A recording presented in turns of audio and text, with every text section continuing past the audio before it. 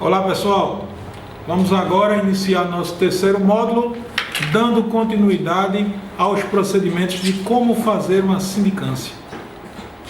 E agora eu trago para vocês uma organização de uma sindicância, como se organiza, na prática uma sindicância.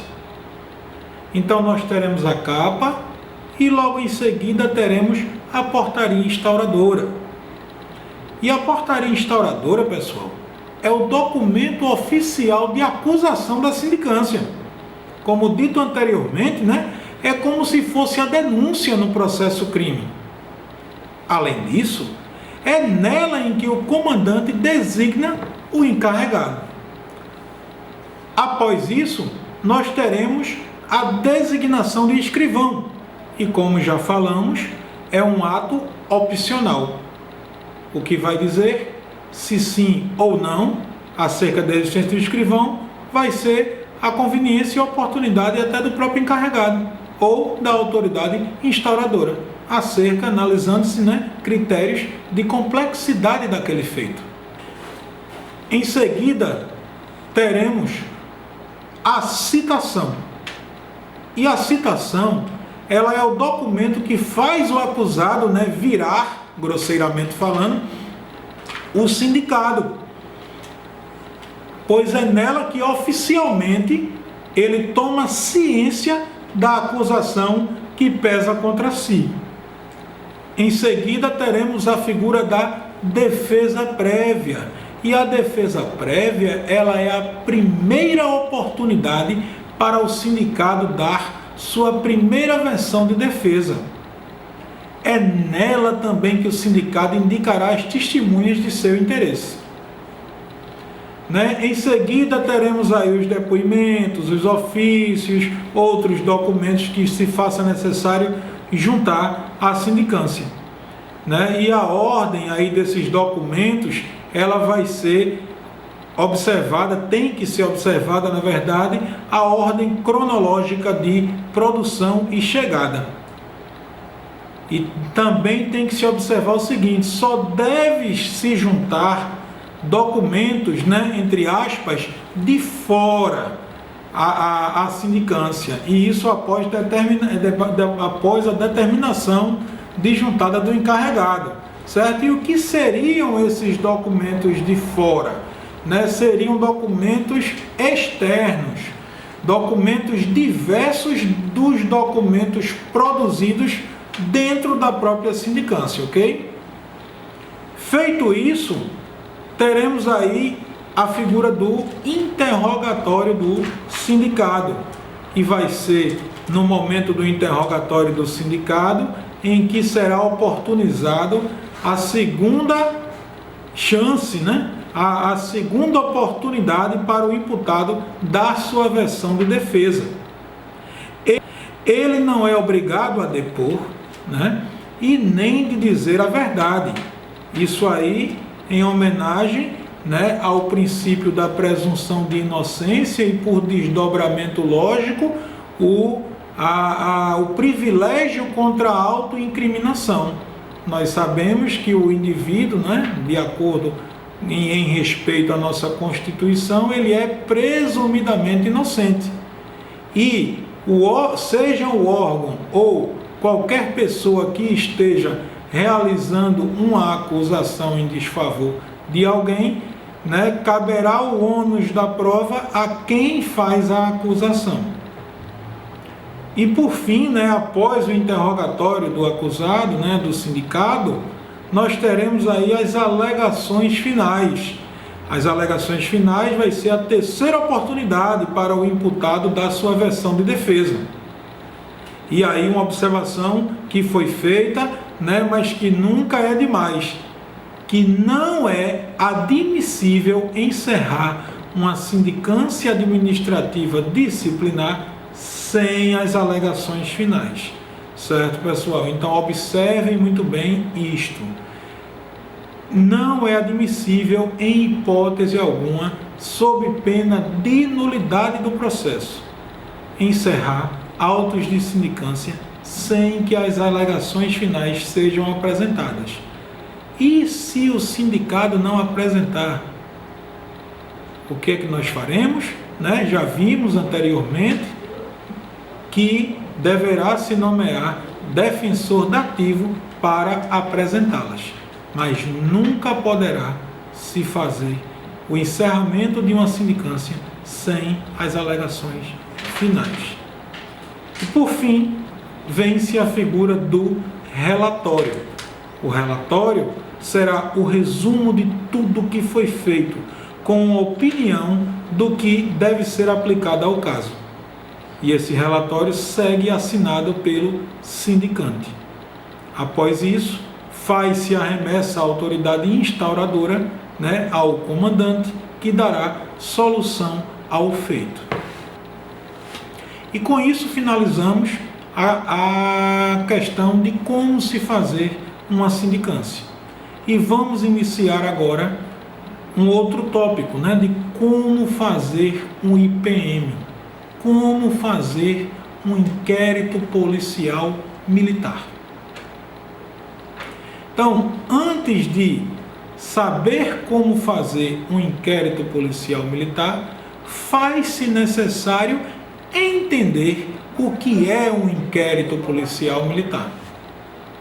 O inquérito policial militar é um procedimento investigativo de polícia judiciária militar, que serve para identificar a ocorrência de um crime militar e seu provável autor. Então vejam que ele vai se destinar a apurar prova da materialidade delitiva, ou seja, demonstrar a existência de um crime militar e os indícios suficientes de autoria. No Brasil, nós temos dois tipos de direito penal. Temos o direito penal comum e o direito penal militar. Então, antes de entender, né, o que diferencia um do outro, é importante perceber se são duas espécies de direito penal. Logo, precisamos ter dois juízes, né, dois tipos de juízes, na verdade. O juiz comum, por assim dizer, e o juiz militar. E dois tipos de autoridade de polícia judiciária. A comum, representada na figura do delegado de polícia, e a militar, exclusivamente aos comandantes, né, nos comandantes militares. Então vejam que nós temos aí, né, dois tipos de direito, temos de direito penal, temos o direito penal comum, né, que vai estar lá no Código Penal Brasileiro, e o direito penal militar, que vai estar no Código Penal Militar. Se temos dois tipos de direito penal, teremos dois tipos de juízes, né? Precisamos ter autoridade competente para julgar, seja num caso, seja no outro. No caso do Código Penal Brasileiro, nós teremos lá o juiz comum, numa vara criminal, que vai fazer o julgamento de determinada demanda. No caso do juiz militar, julgará os crimes militares. E de autoridade, né, a autoridade policial, no caso dos crimes comuns, vai estar representada através da figura do delegado de polícia e, no caso dos crimes militares, através dos comandantes militares.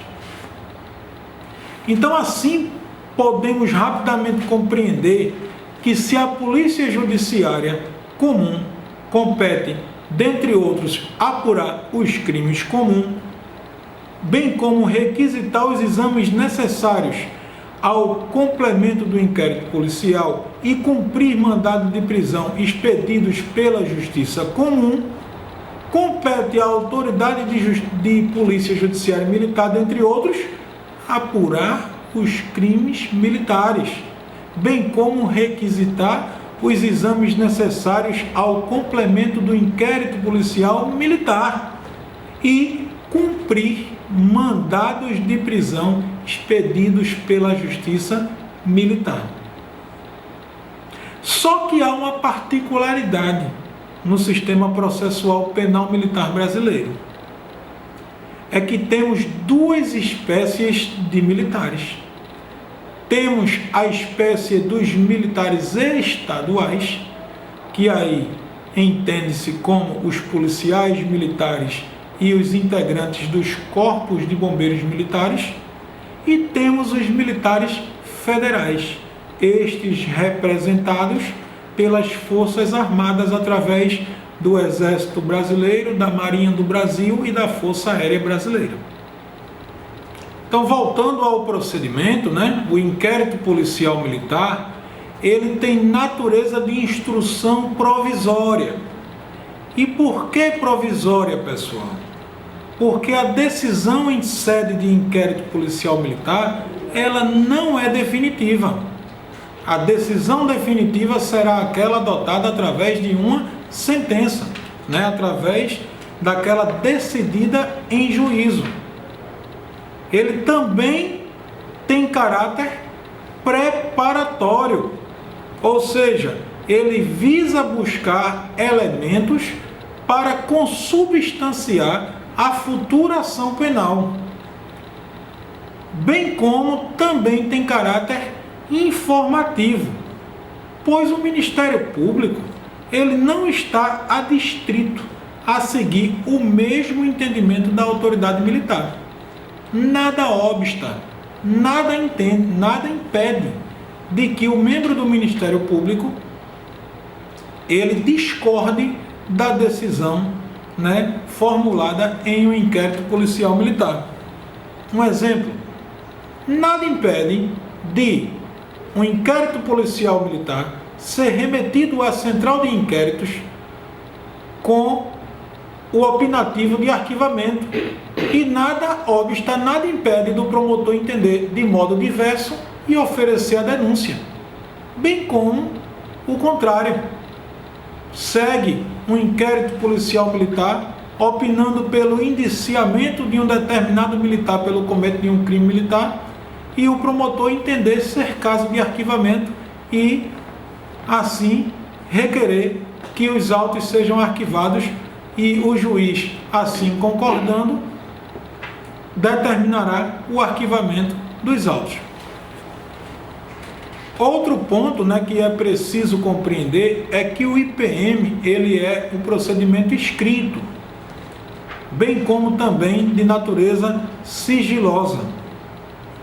É obrigatório, certo? Ou seja, havendo a figura, no mínimo, do indício do cometimento de um crime militar, ele tem que ser instaurado. Ele é indisponível, certo? Ou seja, a autoridade militar não poderá dispor dele, não poderá determinar arquivamento. Ele também é inquisitivo, ou seja, não contempla ampla defesa e nem contraditório. E vocês podem se perguntar: ora, não se falou que é uma garantia de cunho constitucional os princípios da ampla defesa e o contraditório? E como o IPM não vai contemplar tais princípios tão importantes? A resposta para isso é simples, pessoal. É que no inquérito policial militar ainda não existe a figura da acusação. Naquele instante, ninguém está sendo acusado de nada. Está sendo feita, sim, uma investigação para se colher a existência de prova da materialidade delitiva e indícios suficientes de autoria. Ele também, como já anteriormente dito, é de natureza informativa e instrumental. Essas são as características de um inquérito policial militar. Mas, além disso, é preciso chamar a atenção quanto a alguns detalhes.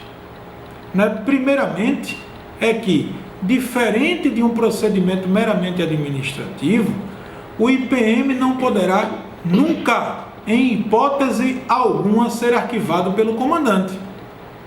Ao término do procedimento, o comandante deve conjugar o verbo indiciar, seja dizendo que o imputado naqueles autos será indiciado ou que não será indiciado.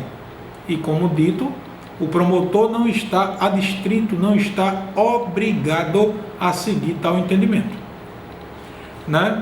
lá no artigo 24 do Código de Processo Penal Militar, ele diz que a autoridade militar não poderá mandar arquivar autos de inquérito, embora conclusivo da inexistência de crime ou de inimputabilidade do indiciado.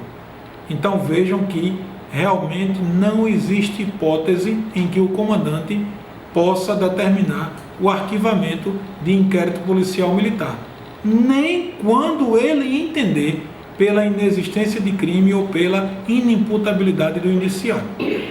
Ok? Um outro detalhe é que, embora sigiloso, nunca se deve negar ao advogado a possibilidade de acesso aos autos. Então vejam que esse sigilo é algo que é relativizado. O advogado, ele terá sim acesso aos autos de inquérito policial militar. E isso tem previsão legal no artigo 16 do Código de Processo Penal Militar, que diz o seguinte: o inquérito é sigiloso, mas seu encarregado pode permitir que dele tome conhecimento o advogado do indiciado.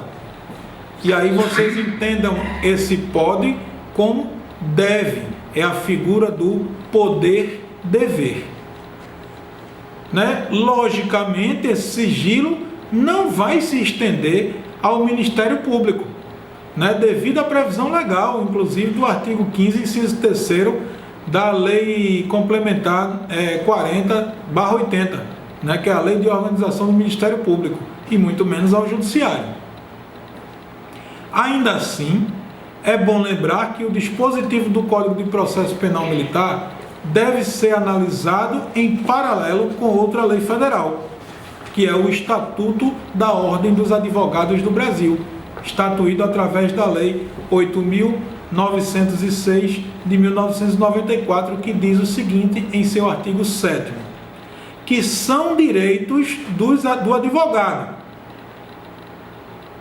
Inciso 14, examinar em qualquer repartição policial, mesmo sem procuração, autos de flagrante e de inquérito, findos ou em andamento, ainda que conclusos à autoridade, podendo copiar peças e tomar apontamentos. Esta questão do sigilo foi julgada, inclusive, perante o Superior Tribunal Militar, que entendeu o cabimento do sigilo, tendo em vista o interesse público sobre o privado. Vai constar no material de vocês decisões tanto do Superior Tribunal Militar quanto do STF, com entendimentos inclusive diversos acerca da figura do sigilo. O STM, o Superior Tribunal Militar, ele entende ser possível o sigilo, a figura do advogado. Já o STF, ele não entende tal sigilo como sendo possível. E no material de apoio vocês façam a leitura de ambos os entendimentos jurídicos. Então, continuando, diante da decisão do STF, percebe-se que o sigilo do IPM é relativo, por ser restrito à prática das investigações. Logo, sempre deverá o encarregado do IPM permitir o acesso do advogado do indiciado legalmente constituído aos autos do procedimento investigatório. A pergunta, parece ser uma pergunta simples, mas a resposta dela não é tão simples assim. E para nos socorrermos e obtermos a resposta, vamos buscar amparo no Código Penal Militar, que em seu artigo 9º, ele diz que consideram-se crimes militares em tempo de paz, primeiro, os crimes de que trata este Código, quando definidos de modo diverso na lei penal comum, ou nela não previstos, qualquer que seja o agente, salvo disposição especial. Então, no Código Penal comum, nós não teremos nenhuma hipótese para aplicar esse primeiro dispositivo. E no Código Penal Militar nós teremos, por exemplo, a figura da deserção, a figura do dormir em serviço, do abandono de posto. Inciso 2º, ele diz que os crimes previstos neste Código e os previstos na legislação penal, quando praticados. Exemplos. O homicídio. O homicídio nós vamos encontrar a figura do crime de homicídio tanto no Código Penal comum quanto no Código Penal Militar. A lesão corporal também igualmente vamos encontrar nos dois códigos. A calúnia vamos encontrar nos dois códigos. Então, tais crimes, os crimes previstos neste código e os previstos na legislação penal, quando praticados, primeiro, por militar em situação de atividade ou assemelhado, contra militar na mesma situação ou assemelhado. B. Por militar em situação de atividade ou assemelhado, em lugar sujeito à administração militar, contra militar da reserva ou reformado ou assemelhado ou civil. C. Por militar em serviço ou atuando em razão da função, em comissão de natureza militar ou em formatura, ainda que fora do lugar sujeito à administração militar, contra militar da reserva ou reformado ou civil. Por militar, durante o período de manobras ou exercício, contra militar da reserva, ou reforma ou assemelhado ou civil. Por militar em situação de atividade ou assemelhado, contra o patrimônio sob a administração militar, ou a ordem administrativa militar. Terceiro, os crimes praticados por militar da reserva ou reformado, ou por civil, contra as instituições militares, considerando-se como tais não só os compreendidos no inciso 1º, como os do inciso 2º, nos seguintes casos. A linha A, contra o patrimônio sob a administração militar, ou contra a ordem administrativa militar.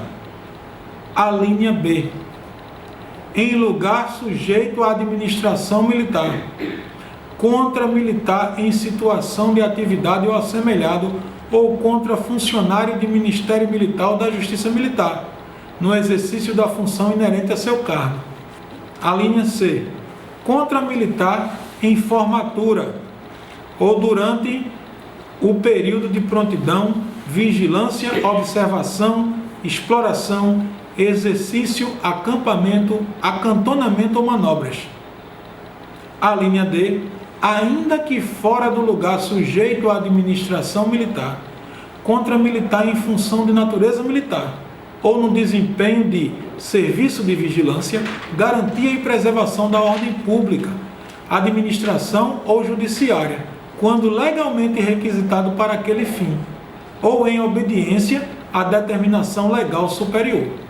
Então vejam que as hipóteses de conceito, do que vem a ser um crime militar são por demais extensas. E após a alteração legislativa que houve em 2017, que vai ser aí matéria da disciplina de Direito Penal Militar, vocês verão que esse rol foi ainda mais amplificado. E com isso nós finalizamos o nosso terceiro módulo.